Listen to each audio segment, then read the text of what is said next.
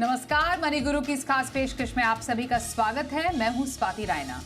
अगर आप भी दिवाली पर मिलने वाले बोनस को लेकर कंफ्यूज हैं कि इसे कहां खर्च करें, कहां नहीं, या फिर खर्च के बदले निवेश करें, तो आज का हमारा शो आपके लिए ही है, जहां हम बताएंगे बोनस में मिले पैसे को कैसे खर्च करें जिससे मिले आपको खुशी और अफसोस ना हो। जानिए बोनस को खर्च करने के 5 स्मार्ट तरीके जिससे आपकी ये दिवाली बनेगी खुशहाली वाली। हमारे साथ दो खास एक्सपर्ट्स हैं, उनका स्वागत करते हैं शो में। वाइज इन्वेस्ट के CEO Hemant Rustagi, mutual fund expert Vishwajeet Parashar. Hemant ji, Vishwajeet ji, दोनों का बहुत स्वागत है और आप दोनों को भी दीपावली के पर्व की बहुत बहुत बधाइयाँ। त्योहार का ये पर्व है, खुशी का पर्व है, हर कोई चाहता है अच्छे से बिताए और खुशी दुगनी तब हो जाती है जब कुछ एक्स्ट्रा मनी आता है। अब ये बताइए, हम कुछ 5 स्मार्ट तरीके दर्शकों को बताने वाले हैं कि क्या करना चाहिए एक्चुअली बोनस का। एक एक करके बात करेंगे। हेमंत जी, थोड़ा नटशेल में पहले बताइएगा, आपके लिस्ट के वो 5 स्मार्ट तरीके क्या रहेंगे जिसको आप सजेस्ट करेंगे कि हाँ, इन तरीकों से बोनस को सही ढंग से उपयोग करना चाहिए। जी स्वाति, जैसा आपने बिल्कुल सही कहा। देखिए, दिवाली का समय है, हमारे देश का सबसे बड़ा त्योहार है, तो ऑब्वियसली बहुत सारी फेस्टिविटीज हैं और यही वो समय है जब जो सैलरीड जो एम्प्लॉइज हैं उनको बोनस भी मिलता है। तो ऑब्वियसली देखिए, जहां हम ये मानते हैं कि फेस्टिविटीज या सेलिब्रेशन बहुत जरूरी है, और साथ ही आई थिंक ये भी इंपॉर्टेंट है कि हम आगे आने वाले हमारा जो फाइनेंशियल फ्यूचर है उसके ऊपर भी ध्यान रखें। तो मुझे लगता है कि प्रायोरिटीज होनी चाहिए, दोनों का जो बैलेंस है हमारा, हम फेस्टिविटीज भी मनाएं, खुशियां भी मनाएं, और साथ में आगे आने वाला जो कल है जिसके ऊपर हमारा फाइनेंशियल फ्यूचर डिपेंड करता है उसके ऊपर भी ध्यान दें। तो अमूमन मेरा मेरा ये मानना है कि देखिए, 5 चीजें जहां पे हम अपने, अगर हम फाइनेंसिस की बात करें स्पेशली उसके बारे में, जहां पे हम बात कर रहे हैं कि हमको बोनस मिला, तो ये 5 सबसे इंपॉर्टेंट चीजें जो होगी। एक तो अगर आपके पास कोई हाई कॉस्ट लोन है तो उसको कोशिश करना है कि उसको आप पे करें, अपने लिए एक इमरजेंसी फंड बनाएं। दूसरा, तीसरा, अगर आप इन्वेस्टमेंट कर रहे हैं, हो सकता है आप किसी गोल के लिए इन्वेस्टमेंट कर रहे हो, उसमें पूरा पैसा आपके पास ना हो, कुछ कमी हो, तो उसको पूरा कीजिए। या ये भी हो सकता है कि अगर आपने अपनी कुछ गोल्स के लिए, जिसके लिए आपके पास पैसा नहीं था, उसकी इन्वेस्टमेंट अभी तक आपने शुरुआत नहीं की है, तो उसके लिए शुरुआत कीजिए। तो ये तीसरी आपकी प्रायोरिटी होनी चाहिए। चौथी जो है वो अपने खुद के ऊपर थोड़ा इन्वेस्ट करें। मतलब हमारी कुछ हॉबीज होती हैं, या फिर हम अपना करियर को इम्प्रूव करना चाहते हैं आगे जाके, जिसके लिए कभी होता है हम फाइनेंशियली थोड़ा अगर क्रंच हो, हमारे पास पैसा नहीं हो तो हम नहीं कर पाते हैं। तो जब ये लमसम आता है हमारे हाथ में, और ये बहुत इंपॉर्टेंट है क्योंकि ये लमसम जो है हर रोज हमें नहीं मिलता, साल में 1 या 2 बार मिलता है, तो उसको हम अपने ऊपर इस्तेमाल करें कि हमारा अपना करियर बेटर हो सके। और पांचवी चीज जो है वो है, अगर हमने, हमारा इंश्योरेंस अगर पूरा नहीं है, किसी कारण से हमने कम किया है, तो वो ध्यान रखिए, क्योंकि ये जो है रिस्क मैनेजमेंट आपके फाइनेंशियल फ्यूचर के लिए बहुत ही इंपॉर्टेंट है। तो ये 5 चीजें हैं, मुझे लगता है उसके ऊपर हमारा दिवाली के समय जो बोनस मिलता है वहां पे ध्यान होना चाहिए। ओके, तो ये हमने कुछ 5 स्मार्ट तरीके समझे बोनस का सही इस्तेमाल, सदुपयोग करने के। विश्वजीत जी, प्रायोरिटी क्या होनी चाहिए? हम कहते हैं कि जो एक्स्ट्रा पैसा मिला है, तुरंत दिमाग में ख्याल आता है कि कुछ खर्चे पूरे करने थे, कोई खरीदारी करनी थी, त्योहार पर कुछ ऐसी चीज़ खरीदनी है जो पहले नहीं थी, या रेनोवेशन करना है।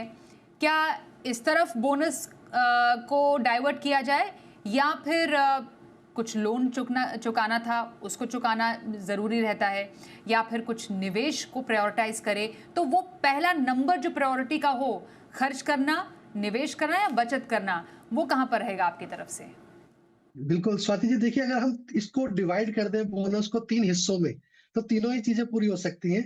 1/3 हम अपने खर्च पे, वर्तमान के खर्च पे कर सकते हैं, दिवाली को सेलिब्रेट कर सकते हैं, जिसका हम उत्सुकता से इंतज़ार करते हैं और सेलिब्रेट करते हैं। तो ऐसा नहीं है कि सेलिब्रेट नहीं करना चाहिए, बिल्कुल 1/3 हिस्सा अपने बोनस का आप सेलिब्रेट कर सकते हैं।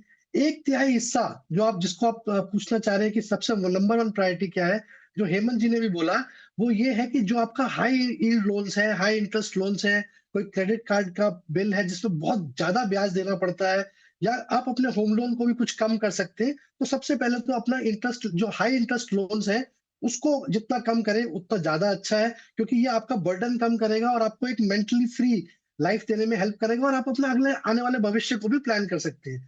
तीसरा प्रायोरिटी जो रहेगा वो इम्पोर्टेंट ये है कि 1/3 हिस्सा आपके भविष्य के गोल्स जो हैं, जैसे आपके बच्चों की पढ़ाई या शादी है, या अपना रिटायरमेंट का फंडिंग है, उसमें निवेश करें। तो अगर इन 3 हिस्सों को डिवाइड कर लें, तो मेरे ख्याल में तीनों ही प्रायोरिटीज़ पूरी हो सकती है।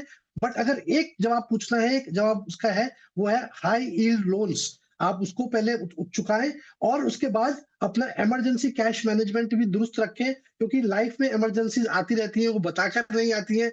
जॉब चेंजेस होते रहते हैं, बीमारियाँ आती हैं, तो एटलीस्ट 6 महीने का आपके पास कैश फ्लो होना चाहिए। आपके किसी लिक्विड फंड में, सेविंग बैंक अकाउंट में पड़ा होना चाहिए, ताकि किसी भी तरीके की इमरजेंसी आए और आने वाली जितनी भी दिवाली है, आप आराम से सेलिब्रेट कर सकें। तो ये इस तरीके से अगर आप प्रायोरिटाइज़ करेंगे, तो मेरे ख्याल में काफ़ी अच्छा है। बिल्कुल। तो एक तो जो कर्ज का भार है उसको कम करने की आप कोशिश कर सकते हैं एक्स्ट्रा मनी फ्लो से, और दूसरा जो हो सकता है कि एक इमरजेंसी फंड आपने बनाया है, किसी कारणवश वो थोड़ा कम हुआ या नहीं बना पाए, तो उसको थोड़ा-सा आप बना सकते हैं। ये एक अच्छा आइडिया हो सकता है जो आपके पास कुछ अतिरिक्त पैसा है उसका इस्तेमाल करने का। लेकिन हम ये कहेंगे कि अगर निवेश शुरू करें तो क्या ही बात है, क्या ही कहने हेमंत जी। एसआईपी शुरू करें या फिर एसआईपी को बढ़ाएं? आप ऑलरेडी जो एसआईपी कर रहे हैं उनके लिए स्टेप अप करना सही रहेगा या नई एसआईपी इस बाजार में करना सही है एक्स्ट्रा पैसों से? क्या रिकमेंडेशन आपकी रहेगी? देखिए स्वाति, आई थिंक दोनों ही एस्पेक्ट इंपॉर्टेंट है मेरे हिसाब से। जैसे हमने पहले भी बात की कि अगर आप कुछ इन्वेस्टमेंट कर रहे हैं और आपको लगता है थोड़ी कमी है वहां पे, तो उसको उसमें आप एक लमसम इन्वेस्ट कर सकते हैं। स्टेप अप तो शायद हम इस्तेमाल नहीं कर पाएंगे क्योंकि ये एक लमसम इन्वेस्टमेंट है। या तो दो तरीके से हो सकता है, कुछ हिस्सा हम रखें, एसआईपी वहां से हम इन्वेस्टमेंट करते रहें, या फिर जो इंपॉर्टेंट है कि अगर आपने किसी गोल के लिए इन्वेस्टमेंट किया ही नहीं अभी तक, तो वो कोशिश कीजिए कि जितना जल्दी हो सके आप उस पैसे को अपने उस गोल के लिए इस्तेमाल कीजिए। इन्वेस्टमेंट के लिए इंपॉर्टेंट इसलिए होता है कि जैसा मैंने पहले भी कहा कि ये लमसम पैसा जो है हमें हर दिन नहीं मिलता, हमें बहुत कम अपॉर्चुनिटीज ऐसी मिलती है जब लमसम होता है। तो जहां जहां पे भी शॉर्टफॉल हो, एग्जिस्टिंग गोल में हो तो उसको पूरा कीजिए। अगर कोई गोल रह गया, वो इसलिए रह गया क्योंकि आपने अपने गोल्स को प्रायोरिटाइज किया और आपको लगा कि हम हर महीने जो इन्वेस्टमेंट कर रहे हैं उससे हम उसको पूरा नहीं कर पा रहे हैं, बट ये गोल हमारे लिए इंपॉर्टेंट है, तो जो लमसम पैसा है उसको आप वहां पे इस्तेमाल कीजिए। तो आप किसी भी तरीके से इस्तेमाल करें वो डिपेंड करेगा आपकी खुद की पर्सनल सिचुएशन पे, लेकिन ये बहुत ही इंपॉर्टेंट है सभी को ये समझना कि जो पैसा हमें मिलता है उसका कुछ हिस्सा वो आने वाले कल में भी इस्तेमाल होना बहुत ही जरूरी है, क्योंकि हम जिन गोल्स की बात कर रहे हैं वो हमारे गोल्स हमारे लिए, हमारे परिवार के लिए बहुत ही इंपॉर्टेंट है। तो अगर हम दिवाली पे तो खुशियां मनाएंगे ही, हम ये नहीं चाहते कि हम ऐसा कुछ इररेशनल काम करें जबकि फ्यूचर में हमें जाके थोड़ी प्रॉब्लम हो। तो दोनों पे ध्यान रखें, इन्वेस्टमेंट डेफिनेटली एक प्रायोरिटी होनी चाहिए। ओके, तो इन्वेस्टमेंट को प्रायोरिटी रखें। पर एक और चीज़ है जिसको कई बार लोग नज़रअंदाज कर लेते हैं विश्वजीत जी, वो है आपका प्रोटेक्शन। अपना प्रोटेक्शन, अपनों का प्रोटेक्शन। हम बात करें लाइफ और हेल्थ इंश्योरेंस की, तो अगर पर्याप्त इंश्योरेंस नहीं लिया है, इंश्योरेंस प्रीमियम आपको देना है, तो थोड़ा सा जो रकम है बोनस की वो एक लाइफ और हेल्थ इंश्योरेंस के लिए डाइवर्ट की जा सकती है। बिल्कुल, स्वाति जी, देखिए निवेश शुरू ही जब होता है अगर आप पहले आपने अपना प्रोटेक्शन किया हुआ हो, तो इससे पहले तो इन्वेस्टमेंट भी स्टार्ट नहीं करनी चाहिए। तो कहते हैं फाइनेंशियल प्लानिंग का पहला कदम जो है, वो है आपका प्रोटेक्शन। तो अगर आपने मेडिक्लेम नहीं ले रखा है, तो ये बहुत पर्याप्त समय है कि आप अपना एक मेडिक्लेम लें। कंपनी के अलावा मेडिक्लेम लें। अगर आपको कंपनी से भी मिल रहा है या जहाँ पे 3 से 5 लाख शायद मिल रहा हो, तो भी अपना एक इंडिविजुअल मेडिक्लेम लें, जो जिसमें सारा परिवार उसमें फैमिली फ्लोटर की तरह उसमें इन्वॉल्व हो। दूसरा, टर्म प्लान। अगर आप अपने घर के लिए ब्रेड अर्नर है और सारे परिवार की खुशी आपके तनख्वाह से डिपेंड करती है, तो बहुत आवश्यक है कि आप एक टर्म प्लान लें, और जितनी जल्दी लें, जितनी कम उम्र में लें, उतना ज्यादा अच्छा है, क्योंकि प्रीमियम भी कम रहता है और ये प्रीमियम हमेशा जीवन भर सेम रहता है। तो ये दोनों चीजें तो बिल्कुल स्टार्टिंग पॉइंट है, उसके बाद ही आप निवेश का सोचें। इससे पहले तो मेरे ख्याल में पर्याप्त नहीं, क्योंकि ये बहुत इंपॉर्टेंट फर्स्ट स्टेप है। इन्वेस्टमेंट स्टार्ट करने से भी पहले आपको ये प्रोटेक्शन करना चाहिए। और सबसे इम्पोर्टेंट हेमंत जी, आपने तो सब निवेश कर लिया, हमने समझा, इमरजेंसी फंड भी बना लिया, लोन चुका दिया, और फिर इंश्योरेंस भी ले लिया, लाइफ इंश्योरेंस ले लिया, लेकिन हमारी अपनी भी तो कुछ हॉबी और पैशंस होते हैं। जो हमारी जो डेवलपमेंट है, जो हमारा हैप्पीनेस है, उस पर कितना खर्च करना चाहिए? इस वाकई में जैसा मैंने शुरुआत में भी कहा कि बहुत ही इंपॉर्टेंट एस्पेक्ट है। देखिए क्या होता है कि हमें पता है हमें क्या चाहिए, हमारी कुछ हॉबीज हैं, या जैसे मैंने कहा कि इंपॉर्टेंट एस्पेक्ट ये भी होता है कि हमें अपने करियर में आगे जाने के लिए कुछ एडिशनल क्वालिफिकेशन की जरूरत है, या कुछ ऐसा कुछ प्रोफेशनल कोर्स करें जिससे हमें हमारे करियर में फायदा हो, या कुछ ऐसी हॉबीज हैं, चाहे वो मान लीजिए फोटोग्राफी हो या कुछ भी हो जो हम करना चाहते हैं, और शायद क्योंकि हम अपने गोल्स को प्रायोरिटाइज करते हैं तो हमें लगता है कि इमरजेंसी फंड बना लें, इन्वेस्टमेंट कर लें, ताकि जो हमारे गोल्स हैं वो पूरे हो जाए, इन्वेस्टमेंट रिलेटेड गोल्स है वो पूरे हो जाए।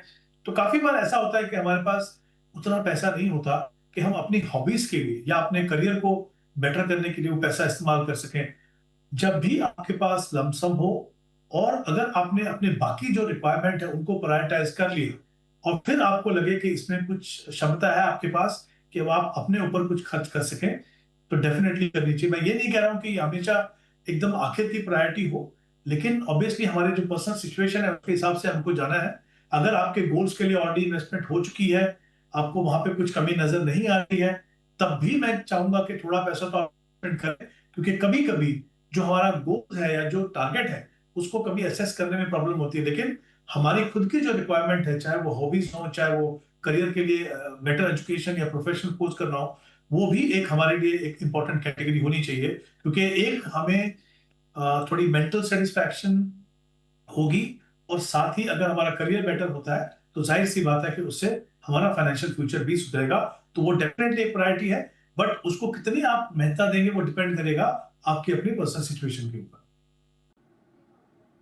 बिल्कुल, तो ये मैटर नहीं करता कि आपको कितनी एकमुश्त रकम मिली है, कितना बोनस मिला है। मैटर ये करता है कि आप उसको सही ढंग से कैसे इस्तेमाल करते हैं, कितना खर्च करते हैं, कितना इन्वेस्ट करते हैं, कितना सेव करते हैं। तो ये आपको एक आइडियल स्ट्रैटेजी बनानी चाहिए इस बार दिवाली पर। आइए अब पहले कॉलर से बात करते हैं। हमारे साथ विक्रम जी है फोन लाइन पर। स्वागत करते हैं विक्रम जी आपका मनी गुरु के हमारे इस शो में। आपने जानना चाहा है अपने इन्वेस्टमेंट से जुड़ा हुआ सवाल। ऑलरेडी 10,000 की एसआईपी आप कर रहे हैं, कब से आपकी एसआईपी चालू है और टारगेट क्या सेट किया आपने? जी टारगेट है approximately 50 lakhs in next 5 years। Okay, तो ये 50 लाख जो आप टारगेट सेट कर रहे हैं 5 साल में, कोई खास इवेंट आपकी लाइफ में आने वाला है क्या 5 साल में? नहीं, बस कॉर्पस इकट्ठा करना। ओके, मैं जान सकती हूँ आपकी उम्र क्या है sir? I am 40 right now. Okay, 45 तक अगर इन्हें 50 लाख चाहिए पराशर जी, 10,000 की एसआईपी ऑलरेडी ये कर रहे हैं, और फिलहाल अगर देखें तो 1,62,000 का इन्होंने ऑलरेडी अपना एक जो पोर्टफोलियो है वो बना के रखा है। अब बताइए एक बार मुझे एक क्लियर कीजिए विक्रम जी, आपने जो 3 फंड ले रखे हैं उसमें कितने कितने की एसआईपी आपकी चल रही है, और टोटल 10,000 की एसआईपी है? नहीं, तीनों में 10-10 से आ रहा है, तो 30,000 पर मंथ है जी। ओके, 30,000 की एसआईपी है आपकी, और 3 फंड में 10-10 हज़ार आपने डाले हैं, मिड है, फ्लेक्सी या स्मॉल कैप। बताइए विश्वजीत जी कैसा पोर्टफोलियो है ये? जी बिल्कुल विक्रम जी, आपका पोर्टफोलियो डाइवर्सिफाइड है। तीनों ही फंड्स काफी अच्छे हैं। एचडीएफसी मिड कैप भी बहुत अच्छा है, जेएम का फ्लेक्सी कैप भी है, और एक स्मॉल कैप भी है। तो फंड्स में आप निवेशित रह सकते हैं, कोई खराबी नहीं है इन फंड्स में। जहां तक का आपका गोल का सवाल है, 50 लाख रुपए आप कॉर्पस क्रिएट करना चाहते हैं, वो भी अगले 5 साल में। तो कोशिश करें कि आप अपनी एसआईपी को और बढ़ाएं, और क्योंकि आपने जो अवधि दी है 5 वर्ष की वो थोड़ी कम है, क्योंकि इसमें पावर ऑफ कंपाउंडिंग का बहुत ज्यादा लाभ आप नहीं ले पाएंगे। तो मेरी सबसे पहले सलाह ये होगी कि आप जितनी अवधि को बड़ा कर सकते हैं, अगर गोल कोई डिफाइंड नहीं है तो उतना ज्यादा लाभ होगा। 30,000 की एसआईपी आप जो कर रहे हैं वो बिल्कुल उस पर बढ़ाते जाएं, ताकि आप अपने 50 लाख के गोल तक करीब हो पाए। क्योंकि ये जो अमाउंट जो बन रहा है कॉर्पस, वो अभी 50 लाख के आसपास नहीं बन रहा है, वो 30-35 लाख तक बन रहा है। तो 10-15 लाख का गैप यहाँ पे नजर आ रहा है। तो मेरी आपको यही सलाह रहेगी कि आप थोड़ी सी अपनी एसआईपी और बढ़ाएं, और कोशिश करें जितना जैसे हम दिवाली के बोनस की बात करें, अगर कोई लमसम मिल रहा है तो वो भी आप निवेश करें, क्योंकि 5 साल में 50 लाख एक एम्बिशियस कॉर्पस है। मोस्ट लाइकली आप अचीव करेंगे, बट अगर आप अपनी एसआईपी इंक्रीज करें तभी हो पाएगा। फंड्स अच्छे हैं, इन्हीं फंड्स में आप निवेशित रह सकते तो फंड्स अच्छे हैं, इन्हीं फंड्स में आप बने रहिए। थोड़ा सा एसआईपी बढ़ाने की आपके लिए सलाह है। बहुत बहुत शुभकामनाएं विक्रम जी, आपको आपके पोर्टफोलियो के लिए हम करना चाहते हैं। एक छोटा सा ब्रेक लेते हैं, ब्रेक के बाद भी हम दर्शकों से बातचीत का सिलसिला जारी रखेंगे। देखते रहिए मनी गुरु।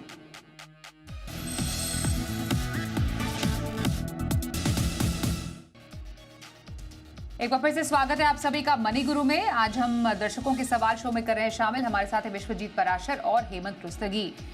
सवाल हमारे पास धवल जोशी जी का आ रहा है इस वक्त। हेमंत जी, इनके पास अभी मौजूदा 35,000 की SIP कर रहे हैं। एक मुश्त निवेश भी है 15,000 रुपए का, जो कि ये Nippon India banking and financial services fund में कर रहे हैं। पोर्टफोलियो पर प्लीज सलाह दीजिएगा।